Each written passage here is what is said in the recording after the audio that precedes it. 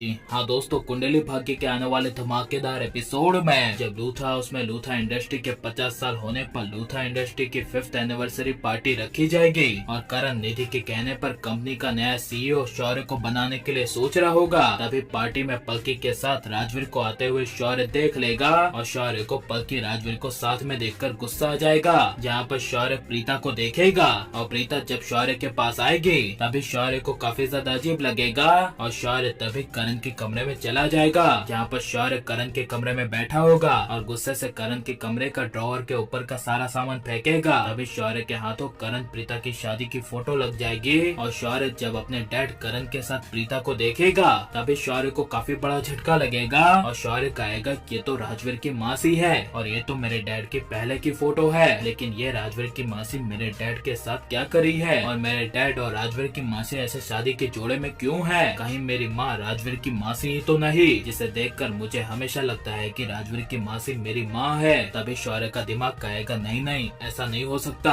राजवीर की प्रीता मासी और मेरे डैड का कनेक्शन नहीं हो सकता। वो कहाँ और मेरे डैड कहाँ? और तभी शौर्य अपने मन में कहेगा लेकिन जब से राजवीर की मासी आई है मेरे डैड की लाइफ में तब से मेरे डैड कुछ अलग तरीके से ही रहने लगे हैं। इसका मतलब कोई ना कोई तो कनेक्शन इस फोटो से जुड़ा हुआ जरूर है। ये कहकर जब शौर्य अपने सवालों के जवाब लेने के लिए काव्या के पास जाएगा और शौर्य काव्या को पार्टी में देखेगा और कहेगा कि काव्या मेरे साथ चलो, मुझे तुमसे जरूरी काम है। तब यह सुनकर काव्या शौर्य को कहेगी शौर्य क्या हुआ और क्या काम है तुम्हें? तभी शौर्य कहेगा आओ तो सही। तभी काव्या कहेगी हाँ बाबा ठीक है, मैं आ रही हूँ। और तभी जब शौर्य काव्या को अकेले में लेकर आएगा और शौर्य काव्या को कहेगा कि दी अब मैं तुम्हें जो भी पूछूंगा और तुम्हें उसके बारे में पता हो तो मुझे प्लीज बताना। तभी काव्या कहेगी हाँ मैं क्यों नहीं बताऊंगी। तभी शौर्य कहेगा प्रॉमिस करो दी। तभी काव्या शौर्य से प्रॉमिस कर लेगी। यहाँ पर तभी शौर्य करण प्रीता की शादी की फोटो काव्या को दिखाएगा और कहेगा कि ये राजवीर की मासी और मेरे डैड दोनों शादी के जोड़े में क्यों ऐसे बैठे हैं? क्या इन दोनों की शादी हुई थी और क्या राजवीर की मासी प्रीता ही मेरी पहली असली माँ है? तभी यह सुनकर और करण प्रीता की शादी की फोटो देखकर काव्या को काफी बड़ा झटका लगेगा और तभी शौर्य गुस्से से काव्या को कहेगा कि काव्या दी आप कुछ बोल क्यों नहीं रही हैं? प्लीज बोलिए, बताइए क्या ये सच है